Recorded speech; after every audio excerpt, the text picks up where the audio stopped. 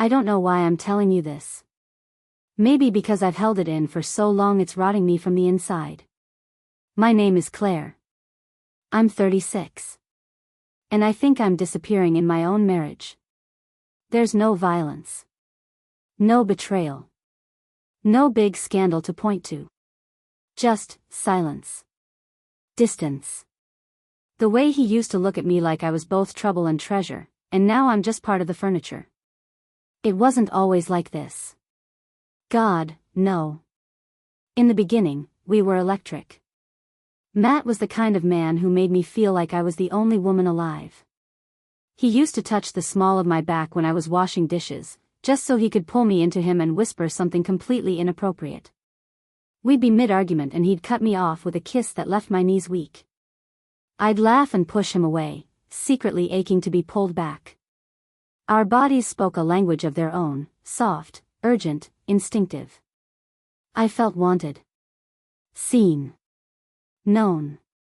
And now? Now he brushes his lips over my cheek like a formality. He places his hand on my hip in bed, not to pull me closer, but like he's checking a box labeled married things. I lean into him and feel nothing. No fire. No pull. Just fabric and flesh. Just the memory of heat. Last Thursday night, we were sitting on the couch. He was half watching a basketball game, scrolling on his phone. I was next to him, knees tucked under me, trying to pretend I wasn't slowly unraveling. I reached for his hand. He gave it, limp, distracted, like a child handing over a toy he didn't care about. I looked at him for a long time, studying his profile, the little scar above his eyebrow, the curve of his jaw. I still loved him. That was the cruel part. I still wanted him. But I couldn't find my way through the wall he'd built. Or maybe I'd built it too. Maybe we'd both stopped reaching for each other at the same time, and neither of us had the guts to admit it. That night, I kissed him. Really kissed him. Just to see. Just to feel. His lips met mine, but they were elsewhere. Uncurious. Mechanical. His hand squeezed my thigh like muscle memory, not desire. I pulled back and stared at him. He didn't notice. Later, in bed, I curled against him. He was warm, solid, familiar. I laid my head on his chest and listened to the steady beat of a heart that no longer raced for me. And then the words came out, so soft I wasn't even sure I'd said them out loud. Do you still love me? His body stiffened, just slightly. I felt it. Like a glitch in the rhythm. He paused, long enough that the silence rang louder than any answer. Then he said, "Of course I do, Claire." His voice was low, careful, rehearsed.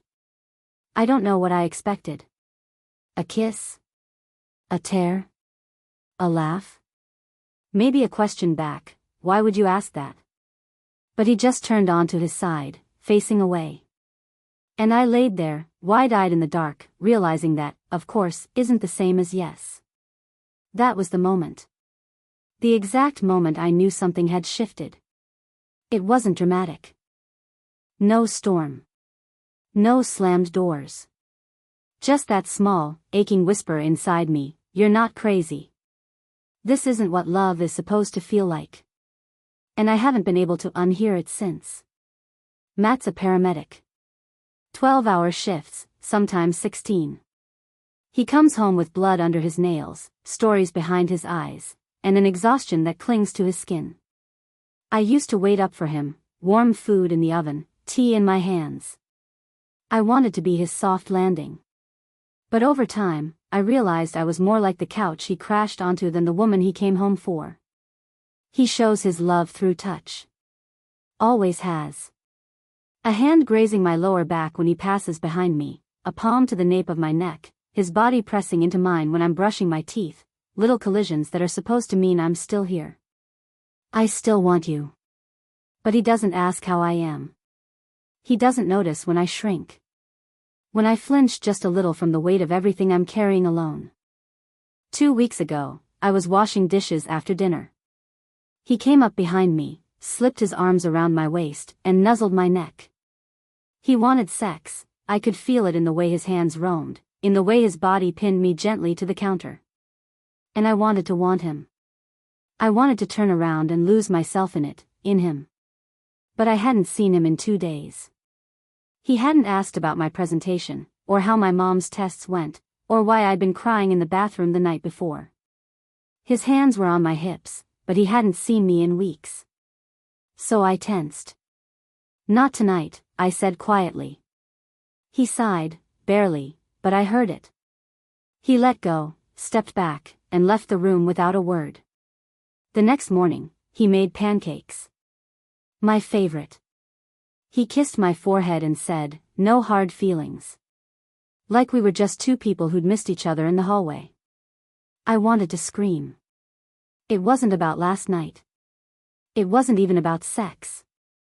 It was about the gap between us widening by the hour and him thinking a pat on the ass and syrup could fill it. That weekend, we went to his sister's barbecue. I wore the red dress he once said made him feel drunk with want. He didn't notice. I watched him laugh with his brother, crack jokes, carry a cooler like he was some rom-com husband, and I stood by the grill, smiling too much and saying too little. Later that night, in bed, he turned to me. "You've been quiet," he said, brushing hair from my face. "What's going on?" And for a second, my heart leapt. He sees me. But then his hand moved under my shirt. Slow. Familiar. Expectant. And it all came rushing back. I took his hand and pulled it away. "I need to talk," I said, voice tight. "Not this. Not right now." His face fell. "Claire, I'm trying. I make breakfast, I touch you, I tell you you're beautiful. What else do you want from me? See me. Hear me. Ask me who I am now, not who I was when we got married." I didn't say any of that. I just whispered, "I want you to want me, not my body. I want you to ask me how I am before you climb into me." He turned away. Again. That night, I watched him sleep. His face softened in a way it never did when he was awake. I loved him. God, I still did. But I didn't know how to bridge the space between us anymore. The irony? He thinks I'm pulling away because I don't want him. And I'm pulling away because I want so badly to feel him want me, heart first. It's not about pancakes, or foreplay, or forehead kisses. It's the absence of being known. And that's the thing no one tells you about love. Sometimes, the loneliest place to be is right next to someone who's touching your skin, but hasn't reached your soul in months. That's what I realized, in the quiet of our bed, his back to me again. Love doesn't leave in a storm. It dissolves, and it happened on a Thursday. He got home late, again. I was in the kitchen, barefoot, still in my work clothes, reheating leftovers I didn't even want. I heard the keys drop in the bowl, the fridge open, the soft sigh he always gave when he stepped into the house. Like it took effort to be here. "Hey, babe," he said, kissing the top of my head. His hands rested briefly on my shoulders, then slid down to my lower back, lingering on the curve of my waist. "Smells good." "Microwave lasagna," I muttered. He laughed. "Luxury dining." I nodded, half smiling.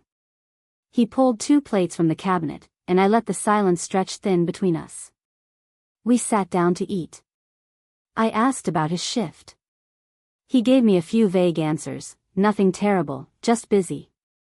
I wanted to ask more, but I didn't know how to reach him anymore without it feeling like work. So I nodded and stared at my plate. Halfway through dinner, he reached across the table, his thumb brushing lasagna sauce from the corner of my mouth. "You're cute when you're messy," he said with a wink. It was something he'd said dozens of times before. It used to make me giggle. Blush, even. Now, it felt rehearsed. Like a line from an old script we were both too tired to rewrite. After dinner, I started loading the dishwasher. He came up behind me, wrapped his arms around my waist. I stiffened. He kissed my neck, slow and warm. His hand started to move, one sliding over my stomach, the other dipping lower. I froze. Every muscle in me screamed, "Say something. Move. Let him touch you. This is what you wanted, remember?" But I couldn't. Because it felt like skipping pages. Like arriving in the middle of a story I hadn't agreed to. He nuzzled into my neck. "You smell amazing," he murmured. "Missed you." I swallowed hard. My hand stayed on the plates. His fingers curled into my hips. He gave a playful little slap to my ass, the same way he always used to, except now, it made my skin crawl. I stepped away, too fast.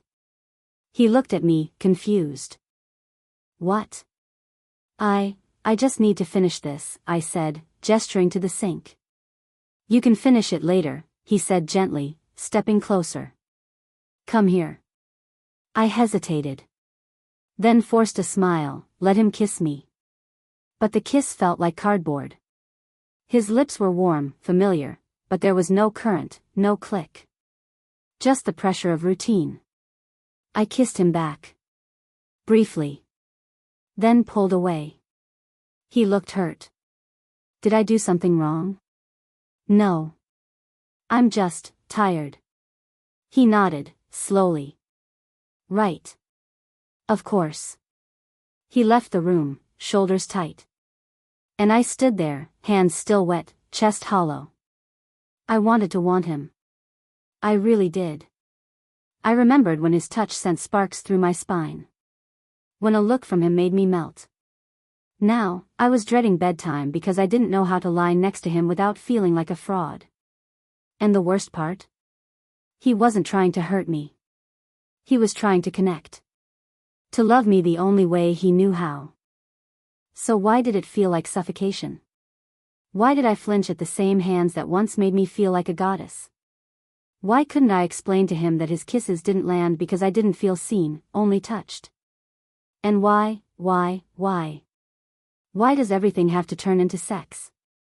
It happened over Thai food. We'd been circling something unspoken for weeks, maybe months. I kept thinking if I smiled enough, kissed him when he walked in the door, folded his t-shirts just right, I could hold everything together. Tape it all up neatly and no one would see the cracks. But people like me, we don't break with warning signs. We hold it in until the seams rupture over something stupid. Something small. It was a Friday night. Takeout containers open on the coffee table. He had picked up my favorite, Penang curry, medium spice, extra basil, like he used to when we were dating. I wanted to appreciate it. I really did. But when he passed me the container, he leaned in, kissed my cheek, and whispered, "You know I'd rather have you for dinner." I laughed. Or maybe it was more of a scoff. I didn't even mean for it to sound bitter. He paused, chopsticks midair. "What?" "Nothing," I said, shaking my head. He put the food down. "Claire, come on. Say it." My heart started pounding. It's not, just, can we not turn every nice thing into a lead up to sex? Just for once? His jaw tightened. It was a joke. Right, I know, I snapped. It's always a joke. Until you're pouting in bed because I'm not in the mood. His eyebrows raised. Where is this coming from? And then I cracked. Right there on the couch with the curry cooling between us. From months of pretending I'm fine. From holding it all in so you don't feel like you're failing at being a husband. From being touched every day but never asked how I actually feel. From feeling like the only way you show me love anymore is through my goddamn body. The silence after was louder than anything I just said. I was breathing hard, eyes burning, chest caving in from the pressure of saying out loud what I hadn't even admitted fully to myself. He stared at me. Not blinking. Just processing. "Jesus," he finally said. Quiet. "I didn't know you felt like that." "No, you didn't. Because you never ask." My voice broke on the last word. He looked like he'd been slapped. I thought I was trying. I make dinner, I bring you coffee, I touch you because I want you. I thought that was love. I don't need you to want my body, Matt. I need you to want me. His mouth opened like he wanted to say something, but he closed it again. The worst part was, I could see he wasn't trying to hurt me. He was just lost. Like I'd just handed him a map to a city he didn't know he'd been living in. He stood up, ran a hand through his hair. I don't know what to say. Then don't say anything, I whispered. He nodded, slow. Quiet. He didn't yell. He didn't beg. He just picked up the curry containers and walked them into the kitchen, one by one. And I sat there. The tears came hot, fast. Not just from the argument, but from the guilt. For blowing up when he was finally home. For turning what was supposed to be a sweet gesture into a battlefield. For making him feel like the villain when all he'd done was try. But most of all, I cried because I hated that I'd become the kind of woman who recoiled from kindness. Who flinched at desire. Who whispered, "Do you still love me?" into a quiet bedroom and already knew the answer before he replied. Not because he didn't love me. But because maybe he didn't know how to love the version of me I'd become. And maybe I didn't either. The days that followed were full of polite silence. We still moved through the same rooms, still shared the same bed, still passed each other the coffee and said thank you and good night. But something had shifted, like a pane of glass between us, clean and invisible, but impossible to ignore. Matt stopped touching me. Not in a cruel way.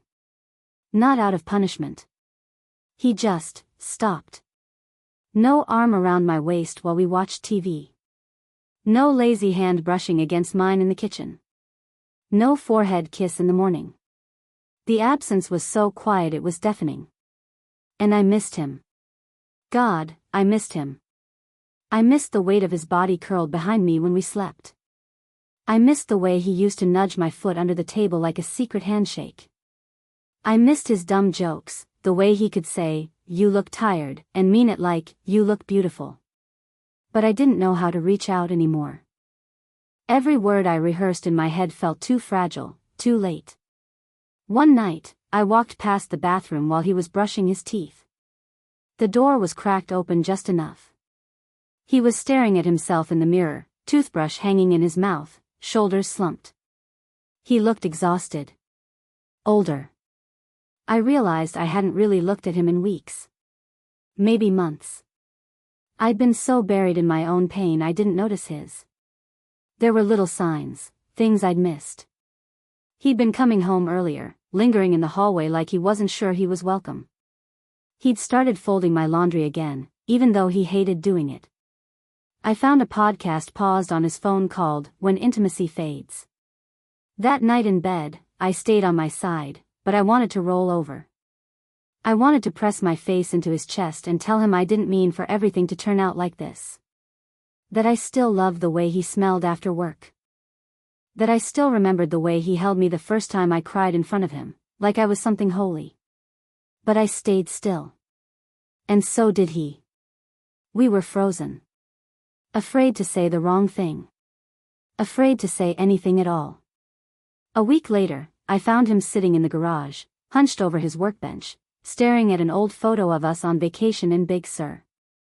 My hand was in his hair, his arms around my waist, sun in our eyes. We looked stupidly happy. He didn't hear me come in. And I didn't say anything. Just watched him for a few seconds before backing away. That night, I sat on the couch alone. No TV. No music. Just a glass of wine I didn't finish and a mind full of memories I couldn't outrun.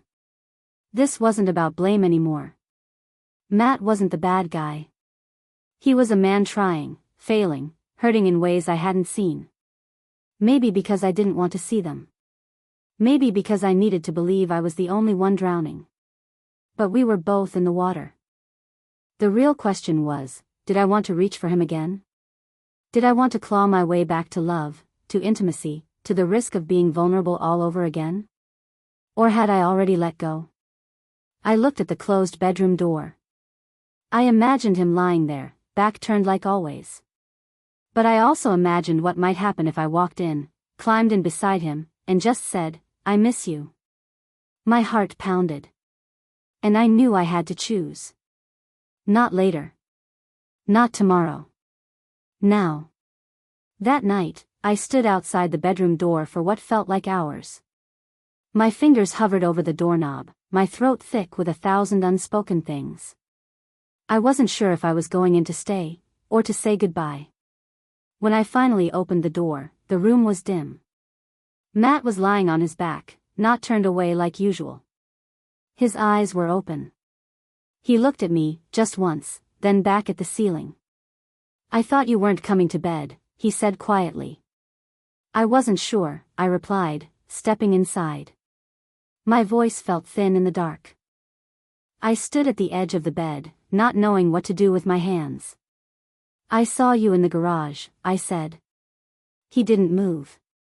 "You looked sad," I added, even though I wasn't sure he wanted me to notice. "I am sad," he said. Not bitter. Just honest. I sat down on the edge of the bed, facing away from him. "So am I." He shifted, sat up behind me slowly, the mattress creaking beneath his weight. "Claire," he said softly, "I don't know how to fix this." "I don't either." A long silence. "I miss you," I whispered. His hand brushed my shoulder, tentative, uncertain. "I'm still here." I turned toward him. Our faces were so close, it felt like time folded in for a second, like the space between the people we used to be nearly disappeared. "Do you still love me?" I asked, the same way I had weeks ago. This time, he didn't pause. "I do," he said. "But it doesn't feel the same anymore." Something in me cracked. Not violently. Just opened. "I know," I said. He reached up and touched my cheek. It was tender. Familiar. But we both felt the truth in it. It was an echo, not a beginning. He leaned in, pressed a kiss to my forehead. It was soft. Final.